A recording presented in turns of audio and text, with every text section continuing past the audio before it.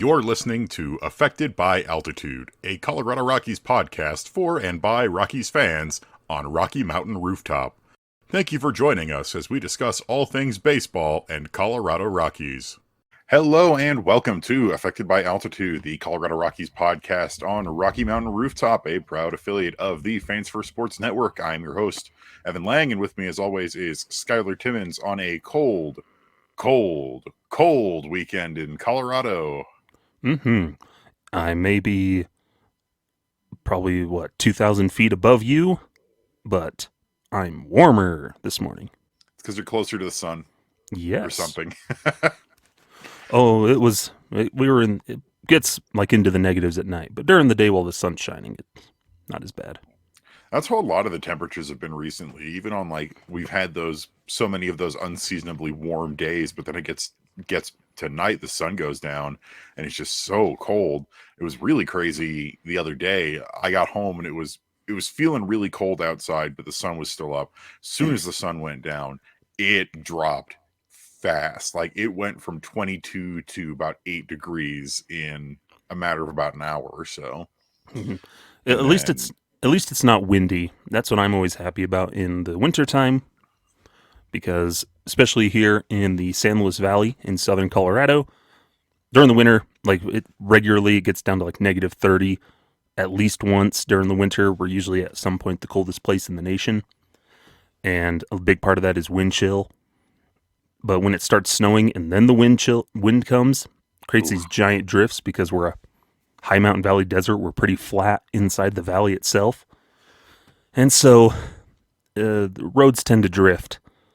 And growing up, we'd wait for the school bus every morning, and we would just dread if there were snow drifts because we'd watch the bus driving, and then all of a sudden it comes to a slow halt, and we're like, uh-oh.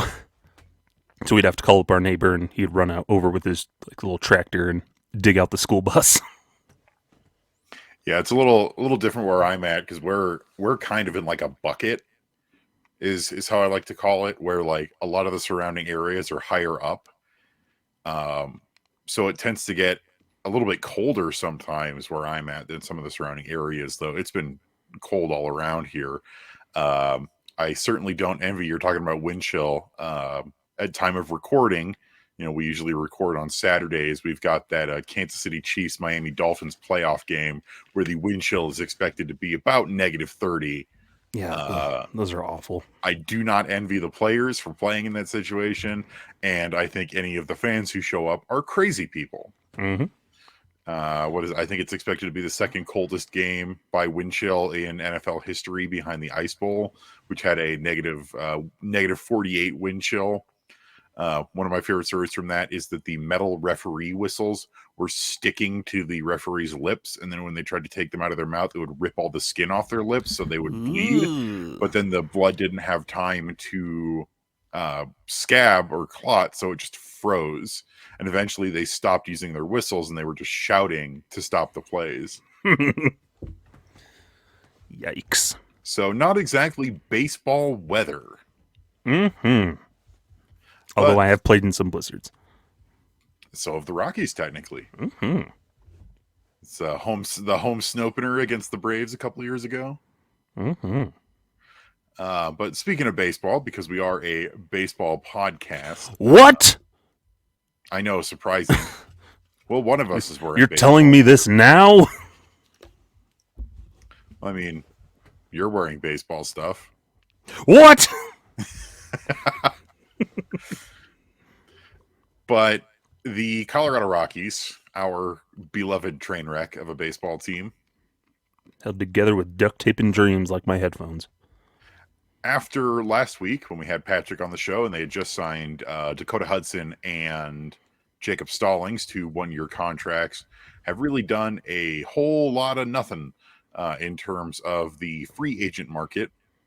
That includes something I'm a little sore about, is that we did not sign Japanese pitcher, a finesse ground ball style pitcher that fits perfectly into the Rockies mold, Naoyuki Uesawa. At the posting deadline, he ended up going on a minor league deal to the Tampa Bay Rays, which tells you that he was affordable. But rumor has it the Rockies aren't quite done Rumor has it. with their moves here. Yeah, it's nice because we shout out to Thomas Harding. We always reference him. MLB.com reporter for the Rockies, does a lot of that heavy lifting. He's in the trenches. And when we do get like news and rumors, a lot of the time it's going to come straight from Thomas and his weekly newsletter in the off season. I believe so. He has his newsletter like a lot of the beat reporters from MLB.com, which highly recommend subscribing to it. I think they come out usually every Wednesday, which is really annoying for me because it queues up Evan for his rock pile in the off season for articles that we link. Because Evan, nobody's writing about the Rockies on a Tuesday. It is so hard to find news. Like the expectation for these rock piles is that we link to outside news sources, just to sort of spread around word and link to other people's articles. But we're at the time of year where there's nothing happening, and that makes it even harder to just find anything. But Thomas Harding is always great because he's out there and he's got this newsletter going. But according to Thomas Harding, the Rockies have one more move that they really want to make, and that is they want to sign a left-handed bench outfielder. Mm-hmm. Yeah, a depth piece is what Thomas described it as a left hand or an outfield depth piece that can play preferably all three positions, but really we're thinking they want an extra center fielder and preferably hits left-handed. Now that would be the preference, is that they bat from the left side of the plate. Doesn't rule out bringing in a right-hander or something, but the preference would be on a lefty, which makes sense that they want to do something like this.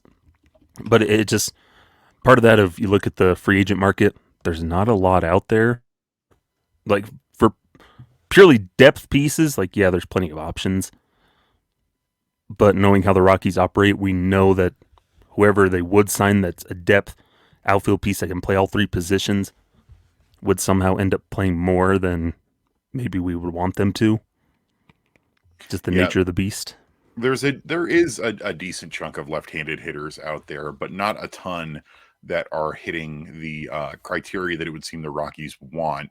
One name I will throw out there that is a left-handed bench option is Joey Votto. Who is, according to him, being courted by a couple different teams, which if the Rockies sign Joey Votto to a 1 year or 2 year deal, that would be a very Rockies move. I'm not going to lie. Yeah, but they want an outfield piece. So Votto wouldn't fit that mold. But he's got that sweet, sweet veteranosity that the Rockies love. Like, I get it. He doesn't fit at all and would just be another wrench thrown into what to do with Chris Bryant, what to do with all these corner infielders that we have. But it would be an extremely Rockies move to sign Votto. Yeah. I wouldn't hate it. Like, it would be stupid, but I wouldn't hate it just because I love Joey Votto. Yeah. But the main focus is going to be on these left-handed hitting outfielders. There are a couple names that have come up. I think the one that's been the most talked about is Travis Jankowski, who I had no idea he was 32 already, because I remember when he was just coming into the league with the Padres. Jankowski's never been an incredible hitter, but he has a little bit of the clutch. He has not a lot of power, but he's got decent enough legs. And the main thing is that he is a pretty good fielder, capable of playing all three defensive positions in the outfield. Most recently, Jankowski was a pretty crucial bench piece, having honestly one of his better seasons in a while in 107 games with the World Series champion Texas Rangers, where he had 263, 357, 332 in 287 plate appearances, had 30 RBI, stole 19 bases, drew 35 walks to just 42 strikeouts, and had 12 doubles. Only one home run because, not a power hitter, but that's honestly a pretty solid bench option to have, especially with the injuries that the Rangers were dealing with going into the playoffs. Of having Jankowski around, he was a really helpful piece for them. And if you look at how he was in the postseason, he hit pretty well in the postseason. not incredible, but he had a double and drew a walk, didn't strike out. Granted, only 8 plate appearances, so not a huge sample size, but hey, you'll take that. Yeah. And personally for me, if they were to go get an outfield depth piece, I think, Jankowski fits the bill of kind of what they're looking for. And here's some more connections. Drafted by the Padres in 2012. So when did Bud Black stop managing the Padres? 2015? 2014? So somewhere, I think there's that crossover where Bud Black was manager of the Padres when he was drafted. 2015. Yeah, and he debuted in 2015. So there's that connection there where he fits that bill of, he's not a heavy hitter, but he's a guy you can trust to go out there every once in a while, maybe a late defensive replacement.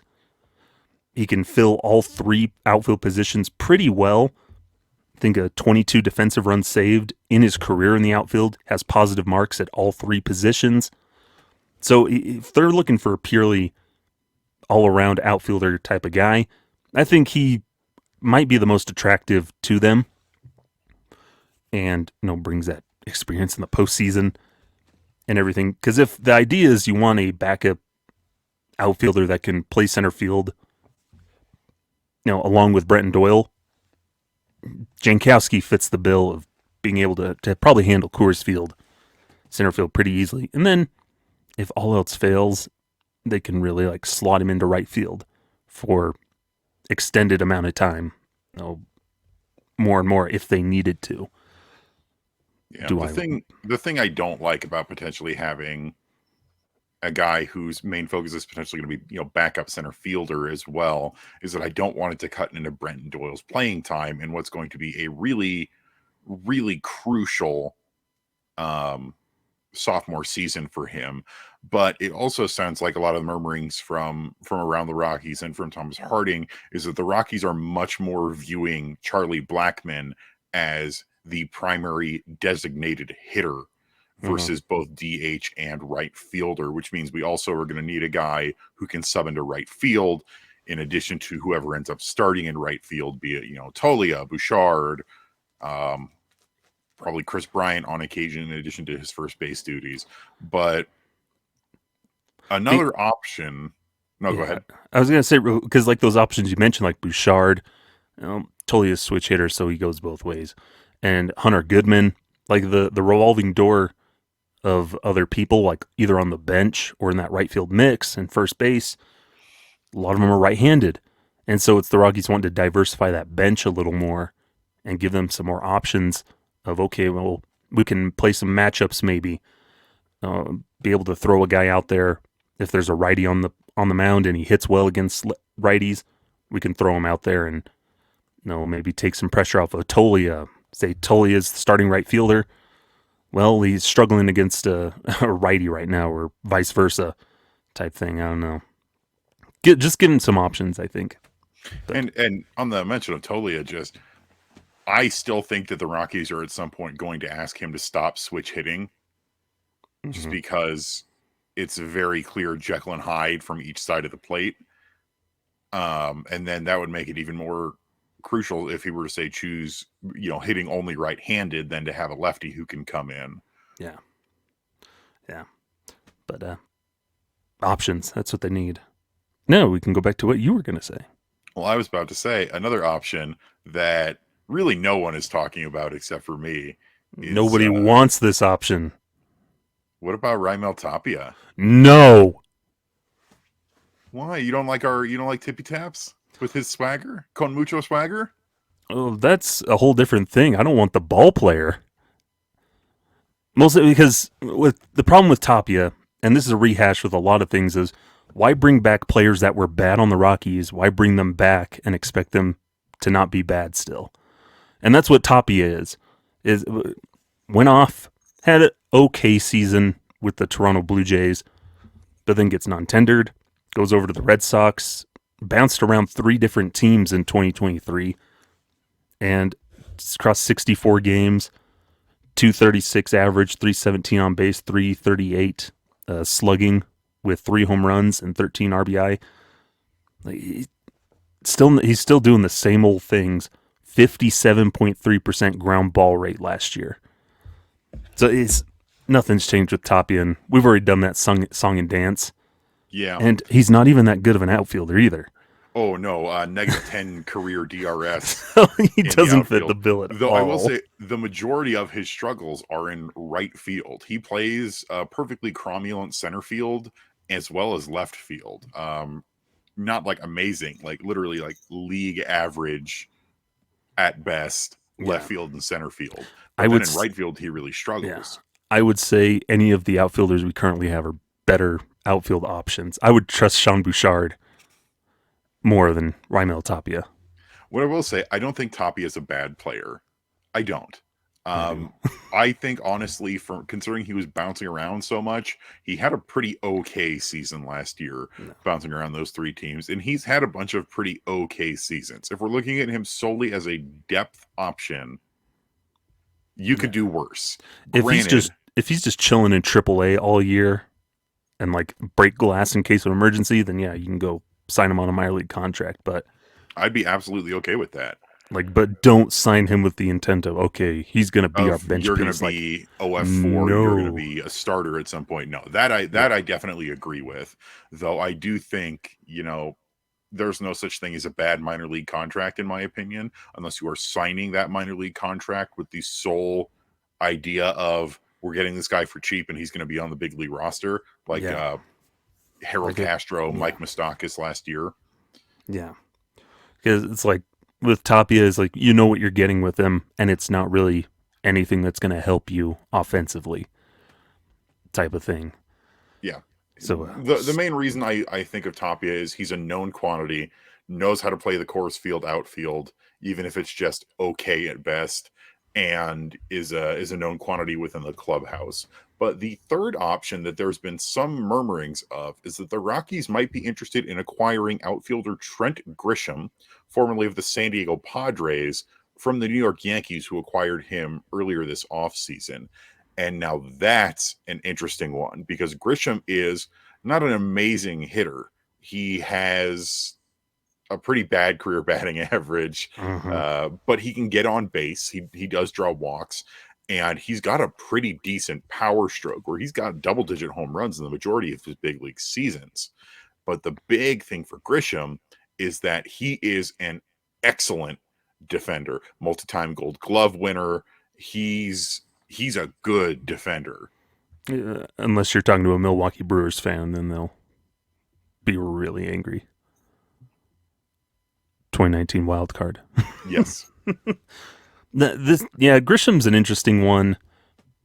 For me, part of me is like, no thanks. Because it's one thing, like, I want my bench pieces to be able to provide some sort of offense that's a little bit more consistent. And like, yeah, the home runs would be nice, but if he's that dev piece, he's not going to be really playing enough probably to make use of that. And plus, I don't want to trade for him. That's the thing. If he was a free agent right now, like, yeah, you can look at it, but having to give something up and then pay him is what would really not be attractive to me. Plus, it's the Yankees, and I don't want to touch the Yankees with anything. Yeah, I definitely get that. With Grisham, it'd be tough because the Yankees apparently are looking to clear some 40-man roster spots, so they might be willing to be a little cheap on Grisham, who doesn't exactly slot into their long-term plans. Yeah. If we could get away with trading not any like big prospects or anything like that to obtain him, his contract also wouldn't be that big. I wouldn't have a big problem with it. But if we're looking at parting with anybody really of value to our organization's long-term, prospects, I would immediately put the kibosh on that. But he really is a good outfielder, 28 career DRS in the outfield, 25 of which is all from center field. Mm-hmm. He's pretty good. Yeah. So yeah, purely defensive standpoint, he would be a good fit. Plus that experience playing at Coors Field and everything, but he would be one of those guys that you wait until the Yankees just drop him on like waivers or designate him for assignment. And then you swoop in and grab him. Yeah, and then just try to claim him without having to like make a trade or anything. Which is entirely possible that could happen at this point. Which probably will be a lot with a lot of guys. They'll wait until spring training and wait for guys to fall off their rosters. A Jake Cave has been mentioned on MLB trade rumors, like those type of guys that they may fall off a roster, and then the Rockies can scoop them up. Well, and even the Rockies have had to clear guys off the 40-man in order to make some moves. Alan Trejo was outrighted at AAA, and they did get him on a minor league extension, so he's going to be at camp and potentially going to earn back a 40-man roster spot once guys start hitting the 60-day. But if we have to bring in other guys, you start to wonder who else is going to be knocked off the 40-man to make room for them. Even if it was Jankowski or Grisham or whoever, 40-man's full. Somebody's got to get cut. Yeah. And really, we can work with 38-man roster, because Herman and Senzatella will hit the injured list. But yeah, right now it would mostly look at minor league contracts, because you just don't have room unless you start cutting some pitchers or making some more trades to clear up space. Welcome back, Harold Castro. Yeah. Legit, before we close out this segment, bring Cole Tucker back and give him a fair shot at just being a super utility bench piece, because you still kind of give him and Alan Trejo that competition between the two of them to make that 40-man, because Cole Tucker, in his little bit of big league time with the Rockies last year, he draws walks and had a good year in Albuquerque. So bring him back. He's a newlywed. Give him a wedding present and give him a fair shot. Yeah. I feel like that the Rockies do that so much where they just don't really get, a guy who would be really valuable to have right now? Remember Ryan Valade? Yeah. But he's a guy who never really got a fair shot as well. Yeah, like him and Colton Welker. And it's just like, They didn't get a fair shot, but then what little bit they did, you're like, That's true. I think Colton Welker's out of the league entirely right now. Yeah, I think he is. All I ever see on Instagram is him just hanging out with his lady friend. And then Valade signed a minor league deal with the Detroit Tigers. But who knows what the Rockies will do? This team confuses us constantly.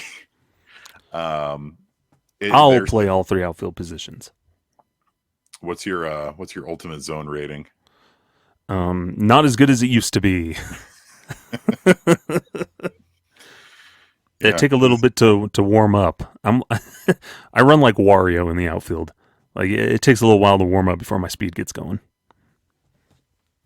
You just should ride around on a motorcycle. Wah! I think that's against Major League Baseball rules. Dinger has a motorcycle.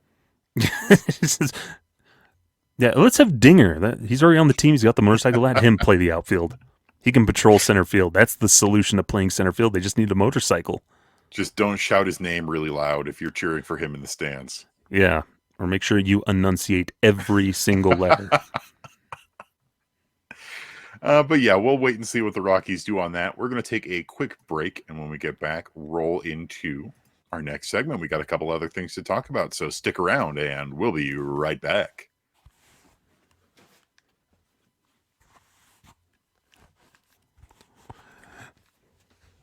Welcome back to Affected by Altitude with Evan and Skyler. For our non-video watchers, Skyler just stealthily changed his hat. I don't know what you're talking about. I've been wearing this the whole time. Wait, what? What's the well, something that may shock and discredit you. I'm not wearing a tie. I'm not wearing a tie at all.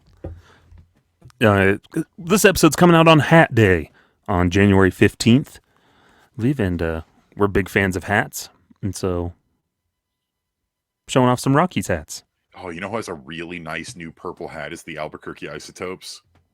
Go Toes. They dropped their new professional BP hat the other day, and it is really nice. I would like them to do a promotional night where they have Simpsons jerseys and just be the Springfield Isotopes for a night. Have they done that? They probably have in their history. But then the caveat is that they have to lose terribly. I know that there's been a couple minor league hockey teams that have done Isotopes nights. No. It would be nice. They've got the Simpsons statues around the ballpark. Gotta get a hungry, hungry Homer dancing out there. Mm-hmm. But moving on into our second segment here, we need to talk about the bullpen, which is something we haven't really discussed a lot this offseason because so much of our focus has been on the absolute state of the rotation. And, the Rockies have made a couple minor bullpen moves over the offseason so far. We picked up Jalen Beeks on waivers from the Tampa Bay Rays. Matt Cook was signed to a minor league deal. Ty Block signed to a minor league deal. Chance Adams signed to a minor league deal, mostly minor league deals, with the expectation, the hope that, Lucas Gilbreth is going to be back and healthy next year, amongst some other guys. But really the big name that is now gone from the Colorado Rockies is Brent Suter, who just this last week signed a big league contract with the Cincinnati Reds, his hometown team. Mm-hmm. And what's wild to me is Suter was such a key part of the bullpen and keeping the Rockies from being even worse than they could have been last year. And we didn't retain him. Mm-hmm. The whole reason why we allegedly did not trade him at the deadline, when relievers are always in pretty high demand, and the Rockies were gutting their bullpen of a lot of veteran relievers, guys on expiring contracts or one-year deals, Brad Hand, Pierce Johnson. We kept Brent Suter. And Brent Suter was good last year. Even pitching at Coors Field, pitching for the Rockies, you probably could have gotten a pretty penny for a guy with a 3.38 ERA, FIP a 3.44. Mm-hmm. And he made 57 appearances for the Rockies, over 69 in the third innings. Yeah. And now he's gone. Well, remember, Evan, he said the magic words at the time around the trade deadline. He said that he wanted to be here, and the Rockies said they were interested in keeping him here. And then, of course, neither happens. I'm at a point where I think some of these players just say that because I think it's annoying for some players. Like, they don't want to move mid-season. And try to make that adjustment mid-season sometimes, and just would rather just stick out a full season in one place. I don't know if that's the case with Suter, but sometimes it feels like that could be some train of thought of, if I tell the team I want to be here, then they won't trade me. And then I can use that as leverage to get myself a better deal in the offseason. I mean, I get it, but he didn't even really sign that big of a deal. Mm-hmm. It was about what he made this past season. I think it's like 1 year, $2.5 million. Yeah, with an option for another. An option for next year. And, that's something that the Rockies could have matched. Or, you got to pay a little bit of a tax to get pitchers to stay here in Colorado. But Suter was a really valuable clubhouse and bullpen presence as well for a lot of these really young guys. A lot of the younger guys in the bullpen looked up to him. And, he was also one of the guys who just had a constantly pretty positive attitude while being just an absolute weirdo out there in the 2023 season with his velociraptor impressions and Jim Carrey impressions, walking out to the mound to the tune of the Jurassic Park theme. I wish I could have heard that in person. That would have been amazing. It was pretty great. And that's what's so frustrating, because this keeps happening. And this is, of course, not to the same scale as John Gray when it happened. Yeah. But we have a guy who says, well, I want to stay here. And the Rockies say, well, we want you to stay here. And then that doesn't happen. It doesn't work out. And they sign a completely reasonable deal with another team. And the Cincinnati Reds are making a push. They're signing a lot of guys this offseason. So that's really interesting to see. But meanwhile, the Rockies are down. And you look at the bullpen for next year and you wonder what it's going to be like, because a strong bullpen is a must for the Rockies next year, especially with a still pretty weak rotation. And this is where, again, I feel like the Rockies not signing Uwasawa really bites us, because Uwasawa has a reputation of being a really quality innings eater. And also, like in Uwasawa's case, maybe the Rockies tried and he just made his decision to go to the Rays. So it's entirely possible. But in all cases, like if you have the choice between Rockies and the pitching haven that is the Tampa Bay Rays, I know which one I'm going to pick. But here's what our bullpen is looking like on roster resource right now. So we've got Justin Lawrence, Tyler Kinley, Daniel Bard, Jake Bird, Nick Mears as an option. We've got Victor Vodnik as an option. Jalen Beeks, Gavin Hollowell, another option. Our Rule 5 pick, Anthony Molina, which I'm still not convinced on. Him picking up somebody in the Rule 5 draft like Molina, it's a weird handcuff situation where he's occupying a roster spot, and they're just kind of locked into it for the year, and knowing the Rockies are going to hold on to him unless it's just really bad in spring training. So there's that. Lucas Gilbreth will be back fairly soon, and then beyond that, it starts getting like a little bit more. There's a lot of unproven arms. I think Evan Justice is in that mix. You've got there's a lot of guys on here. Riley Pint, potentially. Chance Adams was signed. So another veteran guy that was with AAA last year. Dugan Darnell is in that depth area. So there's a lot of these random throughout their whole system, but that bullpen, it seems like they're just going to try to go with that homegrown approach of, here's our guys that are mostly homegrown, which I don't know if that's the best option because not all the arms are created equal. There are some that aren't as good as maybe some free agents or like maybe even bringing back Suter would have been. Yeah, and it's tough because there are so many unknowns. And granted, down in AA and AAA, there's a lot more closer to big league ready relief depth than there is starting pitcher depth right now. And you have guys who made their big league debuts last year, like Victor Vodnik, Evan Justice. Victor Vodnik, I'm very high on. I think he can have a great season. Evan Justice has incredible stuff, but it was clearly in need of a little bit of fine tuning, really struggled with big league work last year. But then we also have the situation of, well, what's up with Daniel Bard, who just struggled so much last year, and we don't really know what his situation is going to be like going into, I think next year is the last year of his contract. Mm-hmm. We don't really have a set closer. Justin Lawrence was a closer for a while. We had a bunch of different people wear the closer hat last year.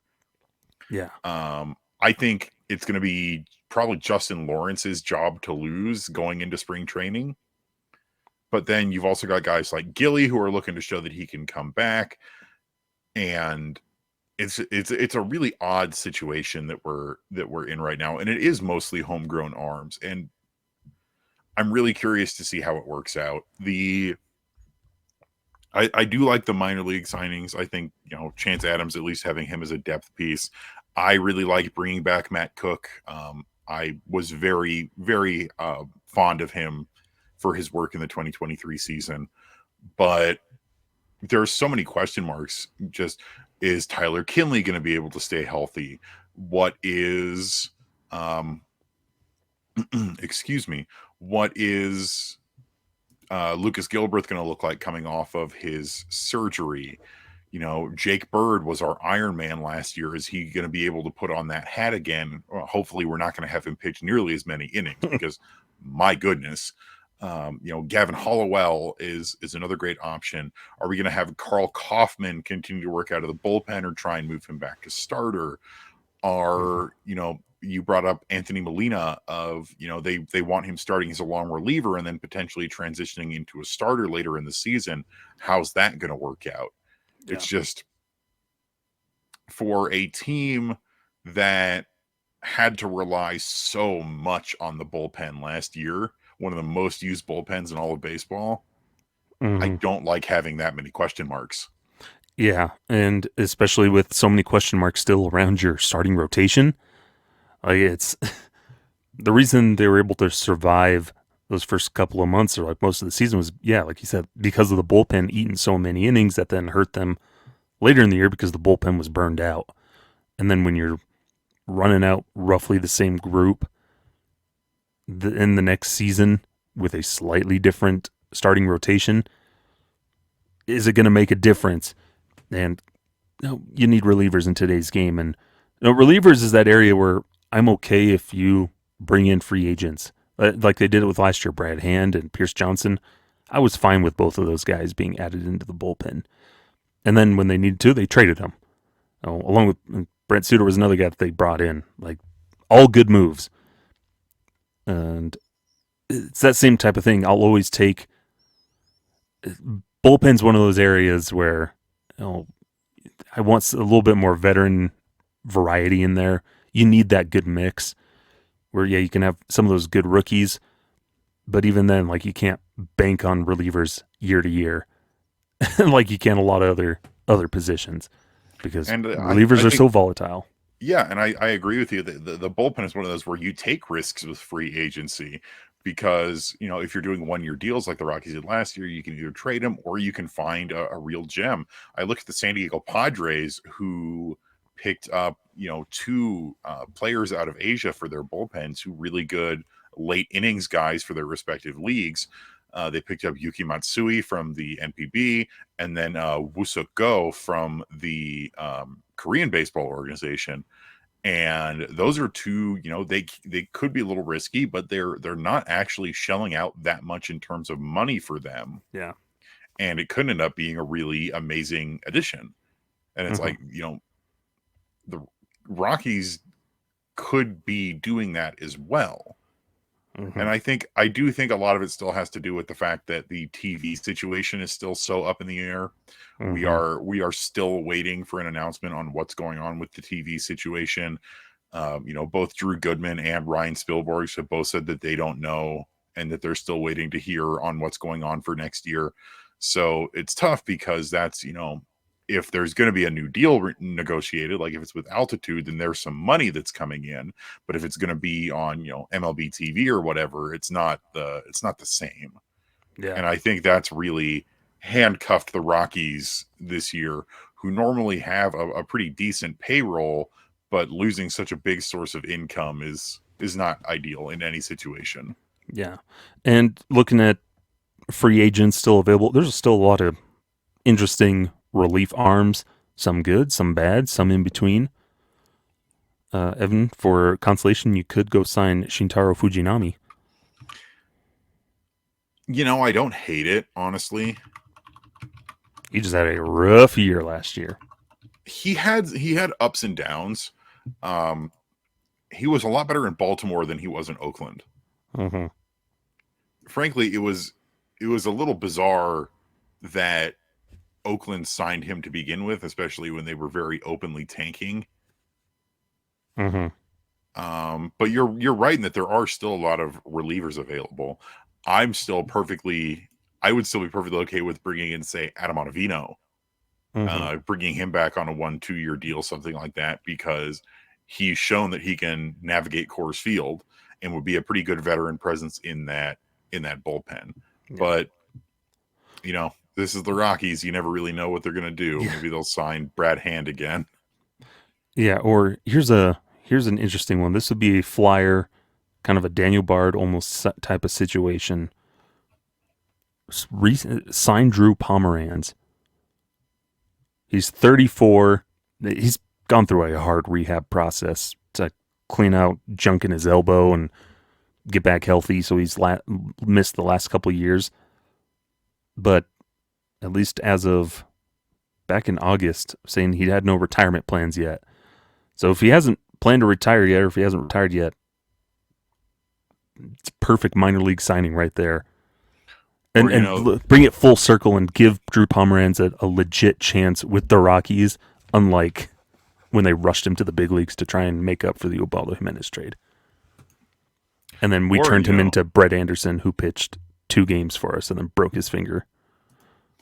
Or, the Rockies love guys from Colorado. Who's a free agent is the almost 39-year-old Mark Melanson. With his quarter slot nostrils. Also a free agent, Brian Shaw. No, we've been there, done that. Listener, go back, listen to what we said about Raimel Tapia, but then just replace Tapia with Brian Shaw. Been there, done that. there's enough time and there's still plenty of arms available that I think once the TV situation gets sorted, where we might see the Rockies get a little bit more active. I really hope they have it sorted out soon, considering spring training is in a month and a half and pitchers and catchers report in about a month. But yeah, a lot of question marks up in the air for the bullpen right now. All we can really do is sort of wait and see. Hope and pray. Wait, see, hope, pray. But for now, we're going to take another quick ad break.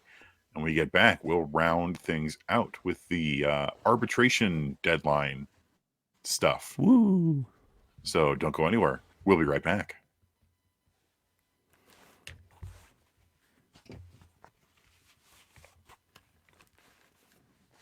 Welcome back to Affected by Altitude for this third and final segment of our show this week. I'm Evan. This is Skyler, once again wearing a different hat. Mm-hmm. Tell us about this hat, Skyler. Old Rockies hat. I don't know where it came from. Might have been my brother Dustin's. I've got it hanging up on my wall. Is my oldest Rockies hat that is very worse for wear. It's dirty. It's beaten up, but I still love it very much. I remember when I was broken in college, I was still wearing it all the time, and I left it behind at a restaurant, and I was very upset, and I was very happy that it was still there when I went back to go get it. Hat day, hat day.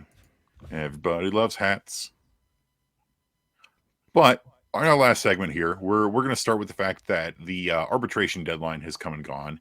And the Rockies had, 5 players that they needed to come to terms with for this arbitration deadline? It was 6 in total with Jalen Beeks, Cal Quantrill, and then Lucas Gilbreth, Pierre Lambert, Austin Gomber, and Brendan Rodgers. So that's 6. Did I count right? The Rockies successfully came to terms with everybody. Cal Quantrill, I believe, ended up being the highest dollar amount at about $6.5 million for arbitration settlement. Everyone else was pretty much in line with what we were expecting them to get. So, the Rockies did a good job at just getting everybody locked up. And it shows the state of this current team as well, that there were only about, 5-6 guys that you needed to potentially bring to arbitration. And I'm glad that we just had a drama-free, okay, everybody is signed, it's all taken care of, let's move on, arbitration period. Mm-hmm. Yeah, and it's nice because it's one thing. A lot of these guys didn't cost much. They all signed for about what was projected for them. Does Quantrill, $6.55 million. Rodgers comes in at 3.2. Gomber at 3.15. Let's see, Lambert at 1.25 million, which still seems crazy because Lambert hasn't done much at all in his career with the Rockies. And the skew of baseball, like when you look at 1.2, that's pretty cheap. But then I think that's more money than I'll ever see in my life. And then Lucas Gilbreth, about $760K. So a little bit, somewhere above league minimum. He gets that little pay bump. But yeah, so all in all, not awful for everybody. But yeah, good for them. Basically, our current payroll sitting at around $131 million. The only deferred salaries and retained salaries, we're still paying Vinny Castilla about $100,000 a year.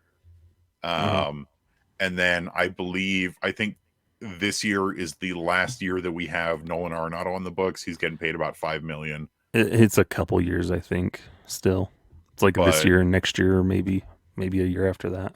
But $5 million is really not that much in the grand scheme of things. And again, like you said, it's more money than we will ever see in our entire lives. But you look at sports payrolls and go, it's not that bad. Yeah, 1.25. Oh yeah, not too bad. What a steal! Like that's pretty cheap. I'm like, oh. Even like Lucas Gilbreth says, like, I'll never see that money. Yeah, and then you also have the weirdness of just how arbitration and age is. And Jalen Beeks is 30 years old, and he's just now hitting ARB 3 with that $1.675 million. But then you have, Brendan Rodgers, who's in ARB 2, and he got the the 3.2 million. Yeah. The front end of our payroll is pretty heavy. Chris Bryant is locked in at a whopping $28 million. Kyle Freeland is being paid $15 million. Charlie Blackmon, 13, Ryan McMahon and Antonio Senzatela, 12 each, and Erman at $10 million after that contract readjustment. And then the highest paid bullpen guy is Daniel Bard, who is making $9.5 million, which is a lot considering his performance last year. And I love Daniel Bard, but man, we should have traded him when we had the chance. Very much so. Could have given him a chance to like try and win a ring somewhere. And right now is unfortunately the part that all pitchers deal with is they start getting old and they start to decline. But we're just paying a lot of money for that right now. Yeah. And so, yeah, looking at roster resource, about 144 million estimated payroll right now with everything. And I think that includes, no, it doesn't. So, yeah, just about everything overall. We're paying Jose Urena $500,000. Hey, good for him. It was the money due for his buyout. And then there's so overall our estimated luxury tax with everything, about 158 million. So plenty of room to grow. But again, like you said, there's the TV money, other stuff to figure out. And even though the Rockies could likely afford to toss in some more money from the pot without using television as an excuse. Yeah, but it would also be nice if Chris Bryant wasn't taking up almost 20% of our total payroll. Yeah. Or also not paying Kyle Freeland $15 million. We love Kyle Freeland, but that's a lot of money for a pitcher that has not been very good when he signed that contract. Yeah. Hasn't been lights out what we wanted. I mean, but then it's the same for, we got to pay both Erman and Senzi this year, over $10 million each, and neither of them are likely to even pitch this year. Yeah. So that just makes things even harder with the TV situation and not having that additional money at your disposal. But man, it really just does show how much that Chris Bryant contract really is hamstringing the Rockies right now. And I like Chris Bryant, I do, but hey, at least we're not paying Todd Helton anymore. Last year was his last season. Was the final day. That's the thing is a lot of people make fun of like Bobby Bonilla Day and payment deferrals. Payment deferrals are pretty normal in the grand scheme of things. Every team defers some salary. Like we're still paying Vinny, we were paying Todd until last year.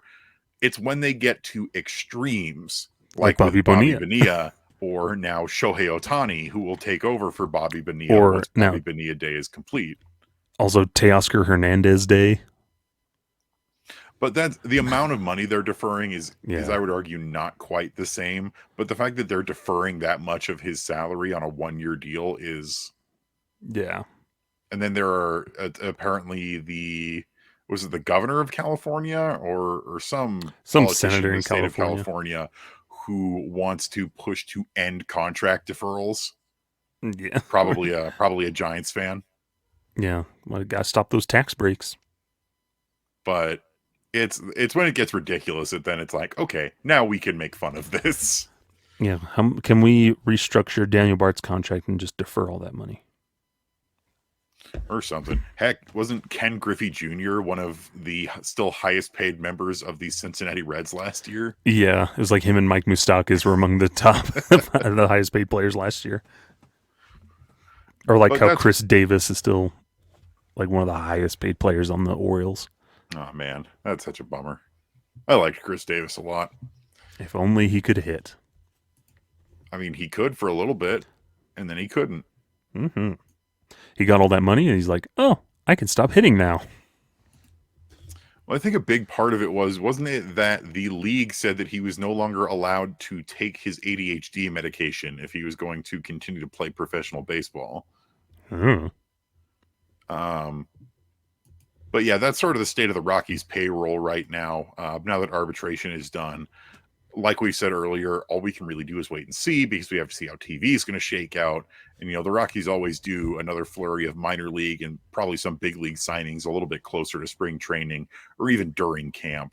So, we'll keep an eye on it. We'll keep you updated through all of this. But for sort of close things out, we'll switch to something a little bit more fun. Is that MLB.com released some predictions of World Series winners in the future. Yeah, they're the offseason's slow when they just start throwing out, hey, we're just going to randomly pick some stuff. Because we definitely don't do that. I mean, shifts eyes from side to side. It's still pretty fun. I'm trying to find the chart because they went up through 2033 in terms of who they have listed as being potential World Series winners. And here we go. So next year in 2024, or this coming season, they predict the Atlanta Braves versus the Baltimore Orioles, with the Braves winning. And then 2025, they predict, so some of these are kind of normal. The Orioles, they had a really good season last year, even though they potentially overperformed, and it looks like they're starting to get more set up to be actual contenders. 2025, another, pretty reasonable setup. It's the Los Angeles Dodgers versus the Toronto Blue Jays, with the Dodgers coming out on top, which gross. In 2026, the is that 40 years, the 40-year anniversary of the Mets winning their last World Series. They have the Mets finally winning another World Series over the New York Yankees. 2027, they have the Orioles over the Dodgers, which that would make me laugh. And then here's where they start to get a little weird with it. 2028, the Seattle Mariners will beat the Arizona Diamondbacks. 2029, the Pittsburgh Pirates will beat the Baltimore Orioles. In 2030, the Tigers will go to the World Series but lose to the Phillies. In 31, the Cubs will beat the Red Sox. Then immediately, the next year, the Cubs will lose to the Yankees. And then here's the big one. In 2033, the battle of two not particularly well-liked owners in Major League Baseball. It's Dick Monfort and the Colorado Rockies versus Artie Moreno and the Los Angeles Angels of Anaheim, with the Colorado Rockies coming out on top. Get your World Series 2033 champions tattoos right now. You heard it on MLB.com, folks. It's set in stone. In 2033, the Rockies are winning the World Series over the Angels. This is Will Leitch over on MLB.com in his article. And hey, he did this like 10 years ago and predicted the next 10. Oh, never mind. Oh, he did this 3 years ago and noted the past 10 winners. Okay. Yeah, some of these get a little wild, but how are we feeling about 2033? When I'm almost 40 years old. Please, I'll be older than you still, so I don't want to hear it. This spring chicken over here while you can't. I'm trying to be like, my neck is in a constant. I've got my cane, and my neck hurts, and I mean my neck does hurt, but welcome to being over the age of 30. You'll get there too, Skyler. But I'll read you this blurb here on the article. It says, how old have you gotten? Oh, we've already answered that. Here's how old you've gotten. The Rockies franchise, as well as the Marlins franchise, will turn 40 years old this year. That's how old the Mets and Astros were in 2002. The Rockies have only made one World Series appearance in their existence, and they haven't won a single World Series game. This might be the most bold prediction on this board, but hey, it's got to be the Rockies' time at some point. Yeah, pretty much. At some point, it has to be, right? The stars have to align at some point. Who is in charge of the Rockies in 2033? Is Sterling Monfort atop the throne? How old is Dick Monfort right now? I don't know. Let's find out. Will he be preserved in ice like Walt Disney? Yeah, they're going to put his brain in a robot body. Robo Monfort. I So believe we can play 500 ball. didn't we make this joke last week too? Probably. I think we made this exact At some point. including one of us doing the robot voice. So Please enjoy the rooftop. It's a fun bar at Coors Field. It is pretty great. I do like the rooftop. So Dick Monfort is 69 years old. So he'll be 80. You know, honestly, I do think it's possible that at that point he would have handed the reins over to either Sterling or Walker Monfort. Now, the real question is, will the Rockies have hired a president of baseball operations at that point? No. The second question is, in 2033, how many people will be in the team's analytics department? 3. Will Bud Black still be managing the team? He'll be 70-something. How many 1-year extensions has he gotten through that? He gets one every year. It comes in like a Christmas card. I don't know. I think Bud will be long retired since then. Yeah.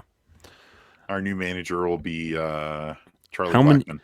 How many MVPs has Zach Veen won? 84. Whoa. How is he winning 84 in 10 years? He's winning the MVP in every league. In both leagues. He's that good that they gave him both the American League and National League MVPs. He's winning he's winning all the minor league MVPs. The KBO and NPB. When he basically plays every game. At the end of every game, he gets on a plane to go to his next location. And then during the offseason, he's winning all the MVPs in Puerto Rico. Oh, goodness. Oh, man. Yeah, it's going to be interesting to see. It's just fun to think, like, wondering, like, how is this roster going to, what's this roster going to look like in 10 years? Type of thing. What things have transpired? And, man, I hope we can get on that path where we can win it in 10 years. I'd like to win it sooner, but even just winning it at all is the consolation prize that we're looking at right now. What you've got to hope for, if you think about the Rockies 10 years from now, is that there are at least 2 established Rockies star players that have been there the whole time. Like, has Ezekiel Tovar been a Rocky that entire time? Has Nolan Jones been a Rocky that entire time? Heck, in 10 years, Tovar's only 32 years old. Yeah. And Jones will be about 35. Yeah. Or like, what is Zach Veen doing? What does our rotation look like? Has Gabriel Hughes, Chase Dolander, any other draft picks we've gotten, have guys shown up and helped build us along that path to contending? Have we changed it? Like maybe Sterling Monfort does take over as like head honcho or becomes president of baseball. Maybe he does things completely different, realizes I cannot live the sins of the father, and goes his own path to reshape the thing. Seriously, if that dude came in and did that, that'd be really nice. Now, has there been any indication of that? So far as director of scouting, not really. But there's always a chance. Maybe he gets visited by 3 ghosts, and they're like, don't be like him. Don't sign Ian Desmond to a 5-year, $70 million contract. Stop signing ground ball pitchers all the time. Veteranosity is not an established and measurable metric. Computers aren't the devil. Hey, Dick Monfort loves computers. He sends all that stuff from his iPad. Sends from his iPad. Stop sending emails when you're bored. I think another really curious question, we're talking about pitching, Gabriel Hughes and all that. Do the Rockies finally have a Cy Young winner by 2033? Nope. Just like how I don't think they'll have an MVP in that time either. Silver Sluggers, Gold Glovers, absolutely. MVP, somebody's really going to have to ball out. If Nolan Arenado could never win one in Colorado, too, if Larry Walker is the only one in the history of the team to actually get one, like I don't think we're getting. Todd Helton was robbed. Yeah, the fact Matt that he Holliday didn't win came MVP close in 2000. There's so many in the 90s too that Ellis Burks should have had one. Maybe Vinny Castilla could have had one. Dante Bichette. Like the entire Blake Street Bombers could have probably had one. But Coors, they play their Coors Field product. But they were really good on the road. Yeah, but they were also really good at home. Isn't that good? Like, don't you want that? The splits were too big. They were too good at home. And that is Skyler's amazing impression of an East Coast baseball writer. I don't like Coors Field, and I don't like the letter R. I'm voting for Chase Utley. Yeah. Hey, side note before we close out here, because Hall of Fame voting, it's getting close. By the next episode, it'll be on the eve of knowing what happened. Or getting close to being on the eve when the next episode comes out. So, it's right. Like January 23rd or so is when the announcement is. So it's on believe Tuesday. It is January 23rd. Oh, so we may have a special episode that gets added in during that week. Imagine, so Rockies Fest is then on the 27th. Imagine the atmosphere at Rockies Fest if Todd Helton is in. Mm-hmm. Be good. But there's the one, like Boston Globe writers, they dropped their batch. And like for the most part, like a lot of those people, okay ballots, like a lot of them had Todd Helton on it. But there's the one dude on there thing, just a little blurb at the end. He's like, no thanks to Helton, a creation of Coors Field in parentheses. And also like Billy Wagner, no thanks to closers unless they are Mariano Rivera or Goose Gossage. Like, he voted for very few people, but stop using all of his other, like, the fellow writers there. They're like, yeah, Todd Helton, like, you look at his stats, like, incredible. Notable for the Rockies, did all this good stuff. But then you get this old fogey in there. No one is a creation of Coors Field. Do your homework, people. Yeah. Be educated. Wake up, sheeple. You gotta Stop following that bias. That East Coast bias. Yeah. Looking at you, John Heyman. If he misses by 3 votes, Evan, we riot. Especially because he lost 3. Yeah. He's sitting in a net 0 because 3 people dropped him off of their ballot without explanation. And then 3 people have added him. On the bright side, like we've discussed, pretty much every brand new voter is voting for Todd Helton. Excuse me. It's gonna be razor thin, I think. It's gonna be very close. And all we can do is sit and wait and see. I think at last check he was sitting at like 82%, something like that. It's like 82, 83%. He's like right under with Joe. He's like running right alongside Joe Mauer.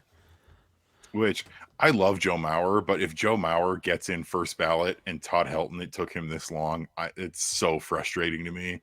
Yep. But see, Joe Mauer didn't play at Coors Field, so there you go. Well, on that note, I think that's going to about do it for us here on Affected by Altitude. Thank you so much for listening. Skyler, how about you tell the folks where they can find you at? How about we ask Robot Dick Monfort to do it? Must we, though? No, never mind. He's powered down. He's plugged in. Or we could always have Mark Wahlberg make an appearance again. It's been a while for him, but you can find me. Find me on Twitter. Hey, you can find me on X, formerly known as Twitter. Why do they call it X? It's stupid. How you doing, donkey? Anyways, find me on X, formerly known as Twitter, at sideline_crowd, and writing Wednesday Rock Piles. And you can find me at fansforsports.com, writing baseball stuff.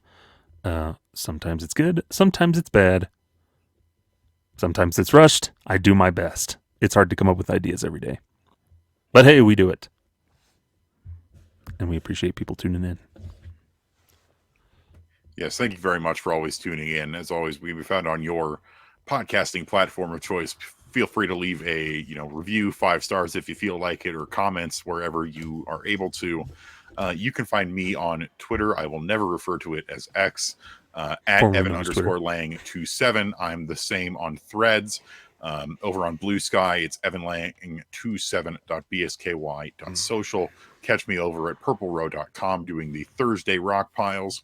And you can always follow us here on Rocky Mountain Rooftop on both Twitter and the YouTubes at Rocky Mountain Rooftop. That's at ROCKYMTN Rooftop.